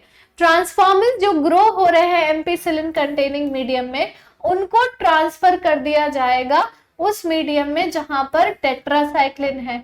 तो फिर रिकॉम्बिनेंट जब ग्रो करेंगे एम्पिसिलिन कंटेनिंग मीडियम में, but not on that containing tetracycline, but non recombinant कहाँ ग्रो करेंगे, medium containing both the antibiotics, दोनों एंटीबायोटिक्स में वो ग्रो कर रहे होंगे, दोनों एंटीबायोटिक्स के मीडियम में वो ग्रो कर रहे होंगे, क्योंकि उनमें ये रिकॉम्बिनेशन हुआ ही नहीं था, वो नॉन रिकॉम्बिनेंट्स थे, वो नॉन रिकॉम्बिनेंट्स थे। ऐसे केस में एक एंटीबायोटिक रेजिस्टेंट जीन हेल्प कर सकता है ट्रांसफॉर्मेंट को सेलेक्ट करने के लिए। दोनों एंटीबायोटिक रेजिस्टेंट जीन की जरूरत भी नहीं है, एक ही होगा तो वो भी सेलेक्ट कर देगा ट्रांसफॉर्मेंट को, और दूसरा एंटीबायोटिक रेजिस्टेंट जीन इनएक्टिव हो जाता है due to insertion of alien DNA और हेल्प करता है इन सिलेक्शन ऑफ रिकॉम्बिनेंट। तो बेसिकली पूरा खेल जो है, पूरा चक्कर जो है रिकॉम्बिनेंट और नॉन रिकॉम्बिनेंट को ढूंढने का है बेटा, कि किसमें रिकॉम्बिनेशन हुई थी, किसमें रिकॉम्बिनेशन नहीं हुई थी। ठीक है, चलो आगे देखेंगे। Now selection of recombinant due to inactivation of antibiotic, ये कम्बलसम प्रोसीजर होता है क्योंकि इसमें साइमल्टेनियसली प्लेटिंग करनी पड़ती है, दो प्लेट्स की जिसमें अलग अलग एंटीबायोटिक्स हैं। तो हम क्या करते हैं, एक ऑल्टरनेटिव सेलेक्टेबल मार्कर का यूज करते हैं, डेवलप करते हैं, which differentiate recombinants from non recombinants on the basis of their ability to produce colour in the presence of chromogenic substrate. ठीक है, इन दिस मतलब ये तो तुम्हें समझ में आ गया होगा कि हम एक ऑल्टरनेटिव सिलेक्टेबल मार्कर को डेवलप करेंगे जो हमें रिकॉम्बिनेंट से नॉन रिकॉम्बिनेंट को डिफरेंशिएट कराएगा, किस एबिलिटी में, कि अगर कोई क्रोमोजेनिक सबस्ट्रेट प्रेजेंट है तो क्या वो कलर प्रोड्यूस कर सकता है या नहीं कर सकता है, कलर प्रोड्यूस कर सकता है या नहीं कर सकता है। ठीक है, चलो okay. In this recombinant DNA insert होगा within the coding sequence of enzyme beta galactosidase। ये रिजल्ट करता है into inactivation of gene for synthesis of enzyme। ये क्या करेगा, बीटा गैलेक्टोसाइडेज का क्या काम है, देखो पहले बात तो ये जो प्रोसीजर तुम लोगों ने पढ़ा, अब इसमें ना रिकॉम्बिनेंट डीएनए को इंसर्ट किया जाएगा एक एंजाइम के कोडिंग सीक्वेंस के अंदर। ठीक है, और वो एंजाइम है बीटा गैलेक्टोसाइडेज, बीटा गैलेक्टोसाइडेज।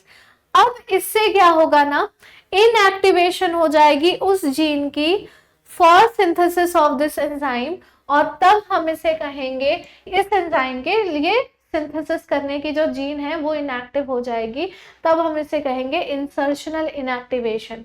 तो अगर कोई क्रोमोजेनिक सबस्ट्रेट प्रेजेंट है और वो ब्लू कलर का कॉलोनी प्रोड्यूस कर रहा है, the plasmid in the bacteria does not have an insert, तो presence of insert will result into insertional inactivation of beta galactosidase gene, और इससे colonies will not produce any color, so these are identified as recombinant colonies, recombinant colonies। तो यहाँ पर insertional inactivation का बहुत बड़ा role है, insertional activation का बहुत बड़ा रोल है। अगला आ जाता है vectors for cloning gene। अगला आ गया vectors for cloning gene in plants and animals। So you may be surprised to know that we have learned the lesson of transferring gene into plant and animal from bacteria and viruses which have known this for ages, how to deliver genes to transform eukaryotic cell or force them to do what the bacteria or viruses want। For example जो agrobacterium tumefaciens है, ये एक plant pathogen है, plant में भी specifically dicot plant का pathogen है। वो एक पीस ऑफ डीएनए डिलीवर कर सकता है, यानी टी डीएनए डिलीवर कर सकता है, ताकि ये नॉर्मल प्लांट सेल को ट्यूमर सेल्स में ट्रांसफॉर्म कर सके और direct these tumour cells to produce the chemicals required by the pathogen. तो जब टी डीएनए को ये ट्रांसफर cDNA में ये एक tDNA जो कि एक पीस ऑफ डीएनए है, वो ट्रांसफॉर्म करेगा प्लांट सेल को ट्यूमर सेल्स में, तो वो ट्यूमर सेल्स डायरेक्ट करेंगे टू प्रोड्यूस केमिकल्स जो कि पैथोजन को रिक्वायर्ड है। और उसी तरीके से जो रेट्रोवायरसेस एनिमल्स में होते हैं, उनकी भी एबिलिटी होती है कि वो नॉर्मल सेल्स को कैंसरस सेल्स में ट्रांसफॉर्म कर सके। ठीक है, a better understanding of the art of delivering gene by pathogen is in their eukaryotic host.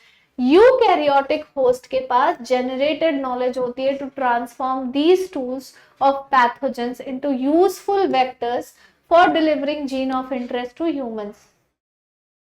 इसका मतलब क्या हो गया कि जो यूकैरियोटिक होस्ट होते हैं ना, वो ट्रांसफॉर्म कर सकते हैं टूल्स ऑफ पैथोजन। पैथोजन के बहुत सारे टूल्स हैं, देयर आर लॉट्स। प्लाज्मिड हो गया, रिस्ट्रिक्शन इनटू न्यूक्लियस हो गया, ठीक है, लाइगेज हो गया, टू इनटू यूजफुल वेक्टर्स, उनको यूजफुल वेक्टर की तरह यूज कर सकते हैं ताकि जीन ऑफ इंटरेस्ट ह्यूमंस में डिलीवर किया जा सके। एक होता है प्लाज्मिड जिसे ट्यूमर इंड्यूसिंग प्लाज्मिड कहते हैं, और वो पाया जाता है एग्रोबैक्टीरियम ट्यूमीफेसिल नाम के बैक्टीरिया में। ठीक है, ट्यूमर वाला प्लाज्मिड है। अब इसे मॉडिफाई किया गया है टू क्लोन वेक्टर, जो अब पैथोजेनिक नहीं रहा in plants but still able to use the mechanism to deliver gene of our interest into variety of plant। तो अब हम क्या कर सकते हैं, इस ट्यूमर इंड्यूसिंग प्लाज्मिड के जरिए बिना ट्यूमर कॉज किए हम प्लांट में जीन ऑफ इंटरेस्ट को ट्रांसफर कर सकते हैं, इसे यूज कर सकते हैं एज अ वेक्टर की तरह। Now, similarly, retrovirus have been disarmed and are now used to deliver desirable gene into animal cell. बस उसी तरह से रेट्रोवायरसेस को एनिमल्स में यूज किया जाता है। अब एक बार अगर जीन या डीएनए फ्रैगमेंट लाइगेट हो गया सूटेबल वेक्टर के साथ और ट्रांसफर हो गया बैक्टीरियल, प्लांट या एनिमल होस्ट में, वहां पर वो मल्टीप्लाई करेगा। फिर आ जाता है कॉम्पिटेंट होस्ट होना, ताकि ट्रांसफॉर्मेशन हो सके रिकॉम्बिनेंट डीएनए की। तो डीएनए एक हाइड्रोफिलिक मॉलिक्यूल होता है, यानी कि एक सेल मेम्ब्रेन के थ्रू पास ऑन नहीं कर सकता। यहाँ पे पूछा है व्हाई, इसका आंसर मुझे आप लोग दोगे कमेंट बॉक्स में कमेंट करके। In order to force bacteria to take up the plasmid, हम बैक्टीरिया को अगर फोर्स करेंगे to take up the plasmid, bacterial cell must first be made competent to take up the DNA। तो bacterial cell भी उतनी competent होनी चाहिए। अब इसके लिए हमें क्या करना होता है, हम ट्रीट करते हैं उसे डाइवैलेंट कटायन यानी कि कैल्शियम के स्पेसिफिक कॉन्सेंट्रेशन के साथ, जो इसकी इस एफिशिएंसी को इंक्रीज कर देती है, विथ विच डीएनए जब एंटर करेगा इन बैक्टीरियम में through pores in the cell wall, recombinant DNA be forced into such cells by incubating the cell with recombinant DNA on ice। पहले उसकी आइसिंग होगी, यानी टेम्परेचर बहुत लो कर दिया जाएगा, फिर उसे ब्रीफली 42 डिग्री सेल्सियस पे डाल दिया जाएगा, यानी कि हीट शॉक ट्रीटमेंट देंगे, एंड देन वापस से उसे आइस में रख देंगे। इससे बैक्टीरिया रिकॉम्बिनेंट डीएनए आसानी से टेकअप कर लेता है। So this is not only the way to introduce alien DNA into the host cell, एक मेथड है जिसको हम माइक्रो इंजेक्शन कह सकते हैं। इस टेक्निक से भी रिकॉम्बिनेंट डीएनए को directly nucleus of animal cell में इंजेक्ट किया जा सकता है। एक दूसरा मेथड है जो सूटेबल है प्लांट के लिए, यानी कि बायोलिस्टिक या जीन गन, जिसमें सेल को बम्बार्ड किया जाता है high velocity micro particle of gold या टंगस्टन से, जो कोटेड होती हैं विथ डीएनए, और इस मेथड को बायोलिस्टिक्स या फिर जीन गन भी हम बोलते हैं। And the last method is disarmed pathogen vector. इसका मतलब होता है कि जब अलाउ किया जाएगा to infect the cell, transfer करेगा ये रिकॉम्बिनेंट डीएनए को टू द होस्ट, जब भी अलाउ होगा तब। And yes, without causing any infection। Now that we have learned about the tools for constructing recombinant DNA, चलो अब उसके प्रोसेसेस को पढ़ते हैं जो हमें recombinant DNA टेक्नोलॉजी को फैसिलिटेट कराता है। चलो, तो recombinant DNA टेक्नोलॉजी का जो प्रोसेस है ये इन्वॉल्व करता है सेवरल स्टेप्स। एक स्पेसिफिक सीक्वेंस में, जैसे कि सबसे पहले हमें डीएनए आइसोलेट करना पड़ेगा, फिर डीएनए की फ्रैगमेंटेशन करनी पड़ेगी बाय रिस्ट्रिक्शन इनटू न्यूक्लियस, फिर आइसोलेट करना होगा डिजायर्ड डीएनए फ्रैगमेंट को, उतने सारे फ्रैगमेंट्स जनरेट होंगे, उसमें से कौन सा डिजायर्ड फ्रैगमेंट है, फिर हमें उस डिजायर्ड डीएनए फ्रैगमेंट को लाइगेट करना होगा वेक्टर के अंदर, ट्रांसफर करना होगा रिकॉम्बिनेंट डीएनए को होस्ट में, फिर कल्चरिंग करनी होगी होस्ट सेल की एक मीडियम में लार्ज स्केल में, और तब जाकर एक्सट्रैक्शन होगा डिजायर्ड प्रोडक्ट का। अब हर एक स्टेप को थोड़ा डिटेल में पढ़ेंगे।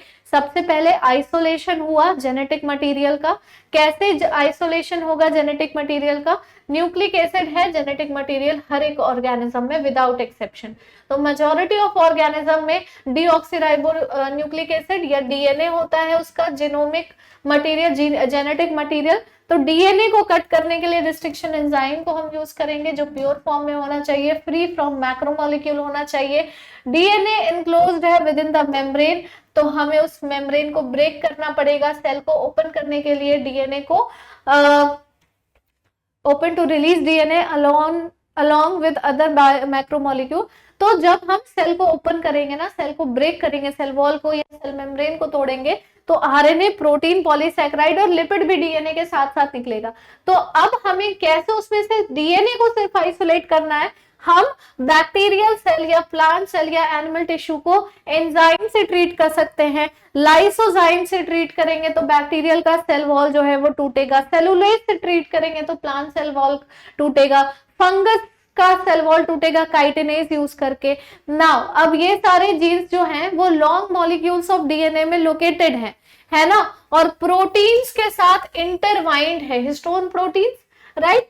तो आरएनए को रिमूव किया जा सकता है राइबो न्यूक्लियेज एंजाइम को यूज करके, प्रोटीन को रिमूव किया जा सकता है प्रोटीएज एंजाइम को यूज करके, है ना। तो बाकी के मॉलिक्यूल भी एक अप्रोप्रिएट ट्रीटमेंट और के साथ रिमूव हो जाएंगे, और फिर डीएनए की प्यूरिफिकेशन होगी, वो प्रेसिपिटेट आउट करेगा और फिर उसे चिल्ड इथेनॉल में डाल दिया जाएगा। इससे हमें फाइन थ्रेड्स मिलेंगे सस्पेंशन में। क्या मिलेगा? फाइन थ्रेड्स मिलेंगे सस्पेंशन में। बिल्कुल इस तरीके से डीएनए जो सेपरेट हो सकता है can be removed by spooling, can be removed by spooling. Now दूसरा प्रोसेस है बायोटेक्नोलॉजी के मतलब इस पूरे प्रोसेस में कि अब हमको डीएनए को कट करना है स्पेसिफिक लोकेशन में। आइसोलेट तो हम लोगों ने कर लिया, तो अब हम क्या करेंगे? एक रिस्ट्रिक्शन एंजाइम को यूज करेंगे ऑप्टिमल कंडीशन में, और एगरोज जेल इलेक्ट्रोफोरेसिस एम्प्लॉय करने के बाद हम रिस्ट्रिक्शन एंजाइम का डाइजेशन शुरू करेंगे। डीएनए नेगेटिवली चार्ज है तो वो पॉजिटिव इलेक्ट्रोड की तरफ मूव करेगी। इस प्रोसेस को रिपीट किया जाएगा वेक्टर डीएनए के साथ भी। Joining of DNA will involve several processes. तो जब हम कट कर लेंगे ना सोर्स डीएनए को और वेक्टर डीएनए को एक स्पेसिफिक रिस्ट्रिक्शन एंजाइम के साथ, जो cut out gene of interest हमारे पास मिला from the source DNA or cut vector with the space are mixed and ligase is added। DNA ligase को ऐड कर दिया जाएगा। इससे क्या होगा? प्रिपरेशन हो चुकी होगी रिकॉम्बिनेंट डीएनए की। अब हम करेंगे जीन ऑफ इंटरेस्ट का एम्प्लीफिकेशन पीसीआर के टेक्निक को यूज करके। PCR is polymerase chain reaction बच्चों। अब पॉलीमरेज चेन रिएक्शन में ना जीन की मल्टीपल कॉपीज बन जाती है इन विट्रो, यानी कि लैब में दो सेट ऑफ प्राइमर को यूज करके। ठीक है, प्राइमर क्या है? छोटे केमिकली सिंथेसाइज्ड ओलिगोन्यूक्लियोटाइड होते हैं जो कॉम्प्लीमेंट्री होते हैं to the region of DNA. जो भी डीएनए का रीजन है उसी के कॉम्प्लीमेंट्री क्या मिल जाएगा? छोटा सा ओलिगोन्यूक्लियोटाइड का पार्ट मिल जाएगा। और एंजाइम डीएनए पॉलीमरेज को यूज करेंगे पॉलीमरेज चेन रिएक्शन में। ये एंजाइम प्राइमर को एक्सटेंड कर देगा using nucleotide provided in the reaction, और जीनोमिक डीएनए को एज अ टेम्पलेट यूज करेंगे ताकि उसी के अगेंस्ट कॉम्प्लीमेंट्री स्ट्रैंड बनाएगा ना प्राइमर। ये जो प्रोसेस है रेप्लिकेशन का, इसे कई बार रिपीट किया जाता है। जो सेगमेंट है डीएनए का can be amplified to approximately billion times. इस एम्प्लीफिकेशन को बिलियन टाइम्स लगभग एम्पलीफाई किया जाएगा इस सेगमेंट ऑफ डीएनए को, यानी कि 1 billion copies are made now. Such repeated amplification is achieved by the use of thermostable DNA polymerase। thermostable DNA polymerase कहाँ से हमने आइसोलेट किया? थर्मस एक्वेटिकस नाम के बैक्टीरिया से, ठीक है, which remain active during the high temperature induced denaturation of double stranded DNA। तो इस बैक्टीरियल के स्ट्रेन से ना जो हमने इस डीएनए पॉलीमरेज को, थर्मोस्टेबल डीएनए पॉलीमरेज को एक्सट्रैक्ट किया, इस पॉलीमरेज एंजाइम के हेल्प से कितनी भी बार तुम पॉलीमराइजेशन करवा लो, हाई टेम्परेचर को भी वो झेल लेगा और डबल स्ट्रैंडेड डीएनए का डीनेचुरेशन नहीं होने देगा। The amplified fragment, if desired, can now be used to ligate with the vector for further cloning। जो एम्प्लीफिकेशन हो चुकी है डिजायर्ड फ्रैगमेंट की, डिजायर्ड डीएनए फ्रैगमेंट की, अगर वो एम्प्लीफाइड है, अगर सब कुछ ठीक है, तो उसको वेक्टर के साथ जोड़ा जा सकता है आगे की क्लोनिंग के लिए। तो ये देखो, मान लो इस रीजन को एम्प्लीफाई करना है, उसे हीट शॉक दिया गया, प्राइमर को यूज किया गया है, ये है प्राइमर।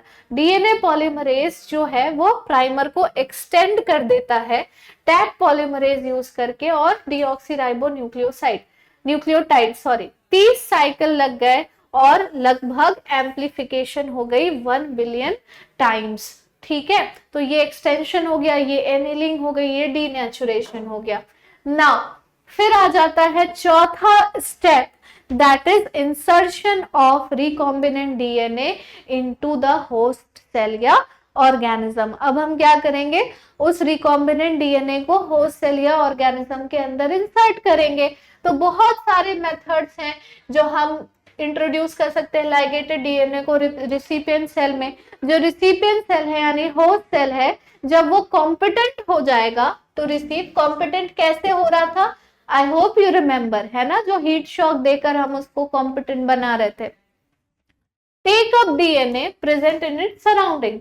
तो अगर एक रिकॉम्बिनेंट डीएनए बियर कर रहा है gene for resistant to antibiotic, जैसे फॉर एग्जांपल एम्पिसिलिन के अगेंस्ट रेजिस्टेंट जीन वो कैरी कर रहा है, तो वो ट्रांसफर हो जाएगा ई कोलाई के सेल्स में। अब वहां पर वो होस्ट सेल ट्रांसफॉर्म होंगे इनटू एम्पिसिलिन रेजिस्टेंट सेल्स, वो ई कोलाई के सेल्स एम्पिसिलिन रेजिस्टेंट सेल्स में ट्रांसफॉर्म हो जाएंगे। If we spread transform cells on agar plate जो एम्पिसिलिन कंटेन कर रहा होगा, तो सिर्फ और सिर्फ ट्रांसफॉर्मेंट ही वहां पर ग्रो कर रहे होंगे, क्योंकि एम्पिसिलिन का मीडियम है। अब उतने सारे होस्ट सेल्स में, उतने सारे सेल्स में कौन ट्रांसफॉर्म हुआ, कौन ट्रांसफॉर्म नहीं हुआ, कैसे पता चलेगा? उसको रख दो उसी एम्पिसिलिन के मीडियम में, तो जो ग्रो कर जाए एम्पिसिलिन के साथ तो वो समझ लो एम्पिसिलिन रेजिस्टेंट था, यानी वो ट्रांसफॉर्म हो गया। जो नहीं ग्रो कर पाएगा वो नॉन ट्रांसफॉर्मेंट कहलाएगा, या अनट्रांसफॉर्म्ड रेसिपिएंट सेल जो है वो डेड हो जाएंगे। Since due to ampicillin resistant gene, एक जो है ट्रांसफॉर्म सेल को सेलेक्ट कर सकता है in the presence of ampicillin. तो ampicillin resistant gene in this case is called selectable marker. अब तुम्हें, मुझे लग रहा है अब तुम्हें सेलेक्टेबल मार्कर और अच्छे से समझ में आ गया होगा। So these genes are the selectable marker जो सेलेक्ट करेंगे कि कौन ट्रांसफॉर्म हुआ और कौन ट्रांसफॉर्म नहीं हुआ। कोई पूछेगा what is a selectable marker, तो दीज जो एंटीबायोटिक रेजिस्टेंट जीन्स हैं, चाहे वो टेट्रासाइक्लिन हो, चाहे वो एम्पिसिलिन हो, चाहे कैनामाइसिन हो, कोई भी हो, तो वही होगा एक सेलेक्टेबल मार्कर। पांचवा स्टेप है कि अब हमें फॉरेन जीन प्रोडक्ट ऑब्टेन करना है। भाई बस हो गया, बहुत हो गया प्रोसेस, अब हमें इतना काम करना है। तो जब हम इंसर्ट करेंगे piece of alien DNA cloning vector में और उसको ट्रांसफर करेंगे किसी भी बैक्टीरिया या प्लांट या एनिमल सेल के अंदर, तो जो एलियन डीएनए है वो मल्टीप्लाई करेगा, है ना। तो ऑलमोस्ट ऑल रिकॉम्बिनेंट टेक्नोलॉजी जो अल्टीमेट एम होता है वो होता है एक डिजायरेबल प्रोटीन को प्रोड्यूस करना, है कि नहीं। So there is a need for the recombinant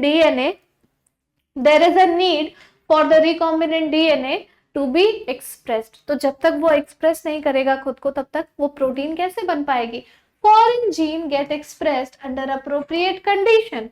expression of foreign gene जो होस्ट सेल में दिखेगा वो इन्वॉल्व करता है अंडरस्टैंडिंग मेनी टेक्निकल डिटेल्स।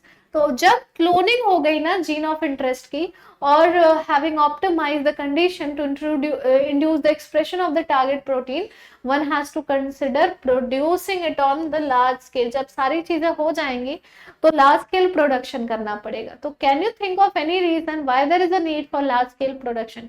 क्यों लार्ज स्केल प्रोडक्शन कराया जाता है? तो अगर प्रोटीन एनकोड करने वाली जीन एक्सप्रेस हो गई हेट्रोलोगस होस्ट में, तो वो कहलाएगी एक रिकॉम्बिनेंट प्रोटीन। जो सेल्स हैं वो हार्बर कर रहे हैं clone gene of interest, may be grown on a small scale in the laboratory. जो कल्चर्स यूज किए जाएंगे फॉर एक्सट्रैक्टिंग डिजायर्ड प्रोटीन, और फिर उसको प्यूरिफाई किया जाएगा यूजिंग डिफरेंट सेपरेशन टेक्निक्स। तो क्यों लार्ज स्केल प्रोडक्शन जरूरी है? ताकि इतना जो कॉम्प्लिकेटेड प्रोसेस किया ना, उस प्रोसेस से एक ही बार में लार्ज स्केल प्रोडक्शन मिल जाए हम लोगों को डिजायर्ड प्रोटीन की, ताकि उस प्रोटीन से हम कोई एंजाइम या वैक्सीन या कोई भी ऐसा प्रोडक्ट बना सके that is useful to humans. Done? Now cells can also be multiplied in a continuous culture system, जहां पर जो मीडियम यूज किया जा रहा है उसे ड्रेन किया जाएगा फ्रॉम वन साइड, और फ्रेश मीडियम को दूसरे तरफ से ऐड करते रहा जाएगा, ताकि वो सेल्स अपने फिजियोलॉजिकली मोस्ट एक्टिव फेज में हो। क्यों? क्योंकि वो मीडियम एक तरफ से ड्रेन हो रही है, एक तरफ से ऐड हो रही है। इतना ज्यादा एक्टिव कल्चरिंग हो रहा है ना, ये एक्टिव कल्चरिंग मेथड प्रोड्यूस करता है लार्ज बायोमास, और इससे high yield of desired protein हमें मिल जाती है। स्मॉल वॉल्यूम कल्चर जो है वो हमें एक appreciable quantity of product yield नहीं कर सकते।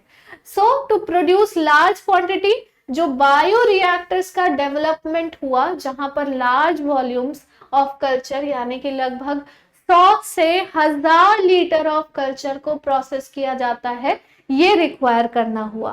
तो बायो रिएक्टर्स क्या है? बेसिकली इसको हम वेसल्स की तरह समझ सकते हैं। लार्ज वेसल्स यानी बर्तन, जैसे तुम लोगों के घर में वो जो क्या कहते हैं, हलवाई नहीं लग जाते जब हमारे घर पे कोई फंक्शन होता है, शादी होती है, कुछ भी होता है, तो वो बड़े बड़े बर्तन लेकर आते हैं जहां पर बहुत सारे लोगों का खाना एक साथ बन सकता है, in which raw materials are biologically converted into specific product. Raw material एक स्पेसिफिक प्रोडक्ट में कन्वर्ट हो जाएगा, ठीक है, और वो होगा इंडिविजुअल एंजाइम एटसेट्रा, यानी कि चाहे वो वैक्सीन हो, एंजाइम है, कोई अलग तरह का प्रोटीन है, यूजिंग माइक्रोबियल प्लांट, एनिमल या ह्यूमन सेल।